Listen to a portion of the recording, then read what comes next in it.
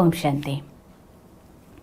കുറേ ആളുകളുടെ, ഒന്നും രണ്ടും ഒന്നുമല്ല, ഒരുപാട് ആളുകളുടെ നിരന്തരമായിട്ടുള്ള ചോദ്യമാണ് അറിയാതെ നമ്മുടെ കയ്യിൽ നിന്ന് സംഭവിച്ചു പോയ പല അപരാധങ്ങളും. ഒരുപക്ഷെ ചെറിയ പ്രായത്തിൻ്റെ ആയിരിക്കാം, അല്ലെങ്കിൽ ആ കാര്യത്തെക്കുറിച്ചുള്ള യഥാർത്ഥമായിട്ടുള്ള അറിവില്ലാത്തത് കൊണ്ടായിരിക്കാം.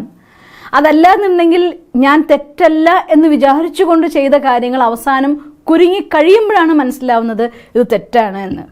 രക്ഷപ്പെടാൻ പറ്റുന്നില്ല. ആ ഒരു ഫീലിംഗ് എൻ്റെ കയ്യിൽ നിന്ന് ഇങ്ങനെയൊക്കെ സംഭവിച്ചു പോയല്ലോ എന്നായിട്ടുള്ള ബോധം കൊണ്ട് മുന്നോട്ടുള്ള യാത്ര പോകാൻ തന്നെ എനിക്ക് പ്രയാസമായി തോന്നുന്നു. പലപ്പോഴും ആരോടും ഒന്നും പറയാനായിട്ട് സാധ്യമല്ല. ആ സമയത്ത് മനസ്സിൻ്റെ ഉള്ളിൽ ഇതിങ്ങനെ വിങ്ങി വിങ്ങി വിങ്ങി വിങ്ങി ആ കുറ്റബോധം കൊണ്ട് എനിക്ക് സ്നേഹിക്കുന്ന ആളുകളെ സ്നേഹിക്കാനാവുന്നില്ല.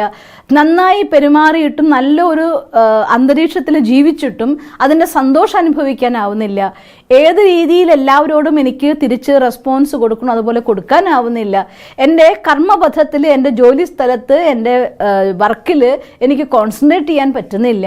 ഇങ്ങനെ സ്വന്തം തെറ്റിൻ്റെ ഭാരം കൊണ്ട് ജീവിക്കാൻ പറ്റാത്ത ഒരുപാട് ആളുകളായി എന്നോട് കോണ്ടാക്ട് ചെയ്യുന്നു. ഞാൻ വിചാരിച്ചു എല്ലാത്തിനുള്ളതായിരിക്കുന്നു ഒറ്റമൂലിയായിക്കൊണ്ട് ഇന്ന് ഈ കാര്യം നിങ്ങൾക്ക് പറഞ്ഞു തരണമെന്ന്.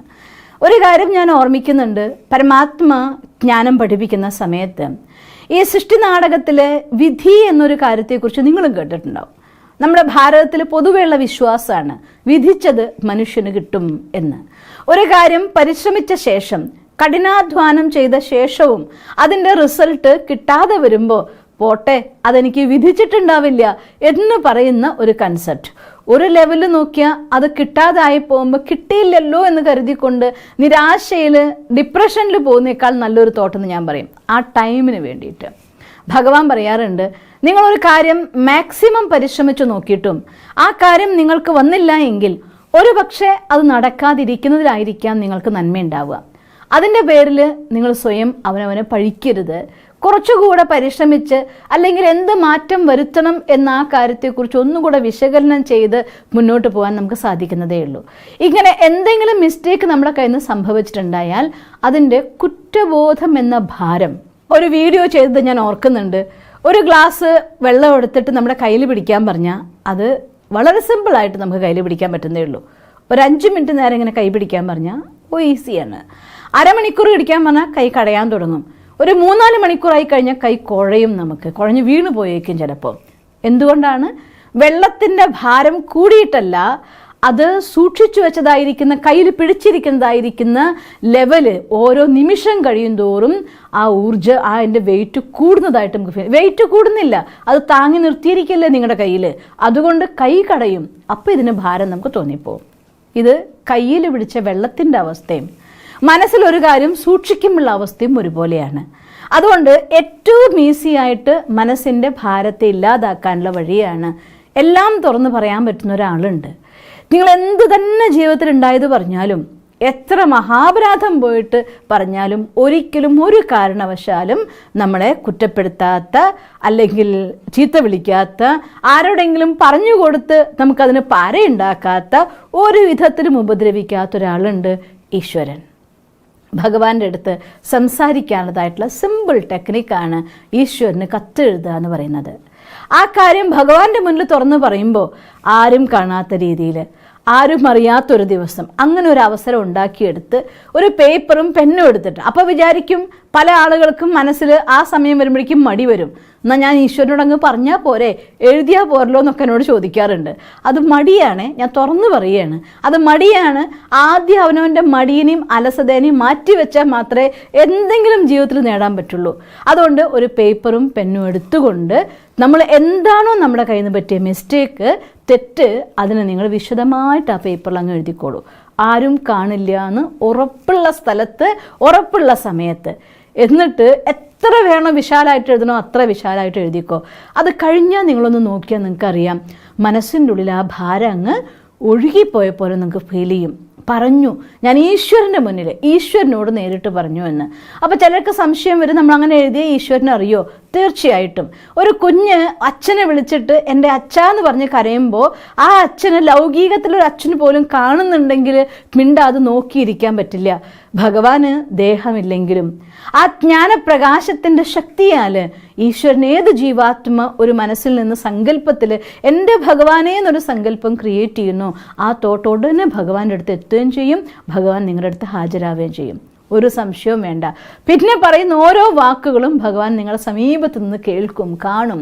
അതുകൊണ്ട് എൻ്റെ അടുത്ത് ഈശ്വരൻ വന്നിട്ടുണ്ട് എന്നും അത് കേൾക്കുന്നുണ്ടെന്നുള്ളതായിട്ടുള്ള ഉറച്ച വിശ്വാസത്തോടു കൂടി നിങ്ങൾ മുഴുവൻ ഡീറ്റെയിൽ ആയിട്ട് എഴുതിക്കോളൂ.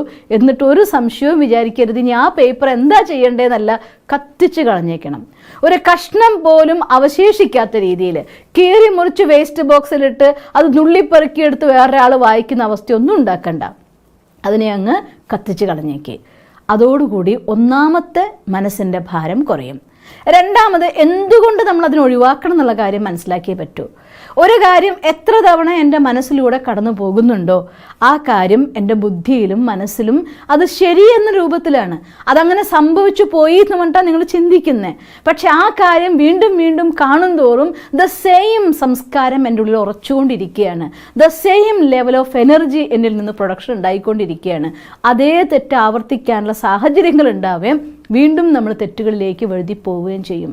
അങ്ങനെ ഉണ്ടാവാതിരിക്കാൻ വേണ്ടിക്കൊണ്ട് ആ കാര്യത്തിനൊരു ഫുൾ സ്റ്റോപ്പ് ഇട്ടേ പറ്റൂ കേട്ടോ. മനസ്സിലാക്കണം, എൻ്റെ ഉള്ളിൽ ഞാൻ ധരിച്ചു വെച്ചിരിക്കുന്നത് നമ്മുടെ കയ്യിലുള്ള സാധനം ചീഞ്ഞ മുട്ടയാണെങ്കിൽ അതിന് ചീഞ്ഞ നാറ്റം വരും തന്നെ ചെയ്യും, അതിൽ യാതൊരു സംശയവും ഇല്ല. അതുകൊണ്ട് കുറ്റബോധമാണ് എന്ന് പറഞ്ഞുകൊണ്ട് അതങ്ങനെ ആയിപ്പോയില്ലേ എന്ന് പറഞ്ഞ് നിങ്ങൾ ചിന്തിക്കും തോറും the same negative energy spread ആയിക്കൊണ്ടിരിക്കുകയാണ്. സെയിം അത്തരം സാഹചര്യങ്ങളിൽ കുരുങ്ങാനുള്ളതായിരിക്കുന്ന ചാൻസസ് കൂടിക്കൊണ്ടേയിരിക്കും. നിങ്ങൾക്ക് നിങ്ങളെ നിയന്ത്രിക്കാൻ പറ്റാത്ത അവസ്ഥകളും വരും. അത് ദേഷ്യമായിക്കോട്ടെ, സങ്കടമായിക്കോട്ടെ, ഇനി എന്തൊരു കാര്യമായിക്കോട്ടെ, സെയിം സിറ്റുവേഷൻസ് വന്നുകൊണ്ടിരിക്കും. എന്താണ് വീണ്ടും വീണ്ടും എൻ്റെ കയ്യിൽ ഇങ്ങനെ തന്നെ വരുന്നല്ലോ, അങ്ങനത്തെ ഒരു അവസ്ഥ തന്നെ വന്നുകൊണ്ടിരിക്കുന്നല്ലോ എന്ന് വിഷമിക്കും നമ്മൾ. റീസൺ മറ്റൊന്നുമല്ല, ഇവിടെ ഒളിപ്പിച്ച് വെച്ചിരിക്കുന്ന ആ കാര്യമാണ്. അതുകൊണ്ട് ആ എനർജിയാണ് എന്നിന്ന് സ്പ്രെഡ് ആവുന്നത്. ആ എനർജി എന്നിലേക്ക് അട്രാക്ട് ചെയ്യപ്പെടുകയാണ്. അതുകൊണ്ട് ഒരു കാര്യത്തെ, ഒരു തെറ്റിനെ തിരുത്താൻ നിങ്ങൾ ആഗ്രഹിക്കുന്നുണ്ട് എങ്കിൽ തീർച്ചയായിട്ടും ആ കാര്യത്തെ മറന്നിരിക്കണം. അതുകൊണ്ടാണ് ഭഗവാന് കൊടുത്തു കഴിഞ്ഞ ശേഷം ഈശ്വരനോട് പറഞ്ഞാൽ ഭഗവാൻ പറയുന്നത് 50% നിങ്ങൾ ഈശ്വരന് കത്തെഴുതി കൊടുക്കുമ്പോൾ മാപ്പാക്കപ്പെടും. ബാക്കി 50% ഈശ്വരനെ പ്രാർത്ഥിച്ചും ധ്യാനിച്ചും മെഡിറ്റേഷൻ ചെയ്ത്, മെഡിറ്റേഷൻ ആണെങ്കിൽ കുറേയും കൂടെ പവർഫുള്ളാണ്. എങ്ങനെയാണോ നമ്മൾ ലെൻസ് ഉപയോഗിച്ചിട്ട് പഞ്ഞിയും പേപ്പറും കരിക്കുന്നത്, അതുപോലെയാണ് ഈശ്വരൻ്റെ ഓർമ്മയിൽ ഇരുന്നു കൊണ്ട് മെഡിറ്റേഷൻ ചെയ്യുന്ന സമയത്ത് ഭഗവാന്റെ ഊർജ്ജം നമ്മളിലേക്ക് ആവാഹിക്കപ്പെടുകയും അത് നമ്മൾ നിറയുന്നതിനനുസരിച്ച് എൻ്റെ ബോധ ഉപബോധ മനസ്സുകളിലുള്ളിൽ നിന്ന് ആ നെഗറ്റീവ് ഊർജ്ജം ബേൺ ആയി പോവും, പോസിറ്റീവ് എനർജി നിറയുകയും ചെയ്യും.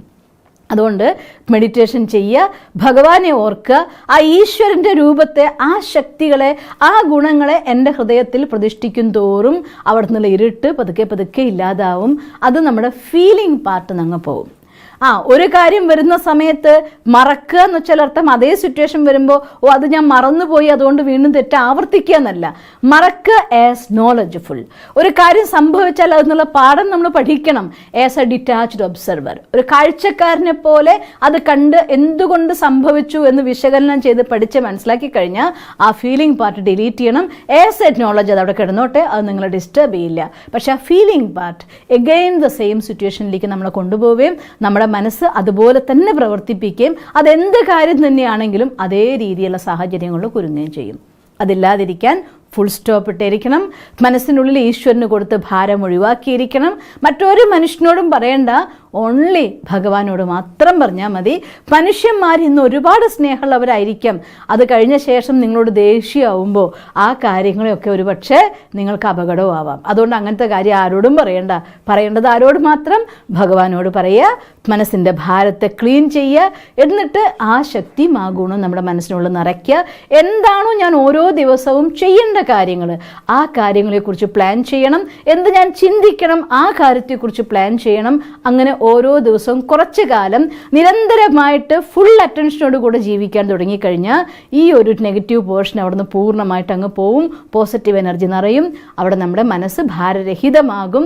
വേണ്ട രീതിയിൽ കോൺസെൻട്രേറ്റ് ചെയ്യാനും സ്നേഹിക്കാനും സ്നേഹം കൊടുക്കാനും എടുക്കാനും എല്ലാം സാധിച്ചുകൊണ്ട് നിങ്ങൾക്ക് മുന്നോട്ട് പോകാനാകും.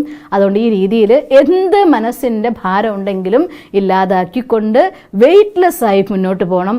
ഒരിക്കലും നമ്മുടെ കയ്യിൽ നിന്ന് അബദ്ധങ്ങൾ ഉണ്ടാവില്ല. അല്ലെങ്കിൽ ഒരിക്കലും അനാവശ്യമായ ചിന്ത കയറി വരില്ല.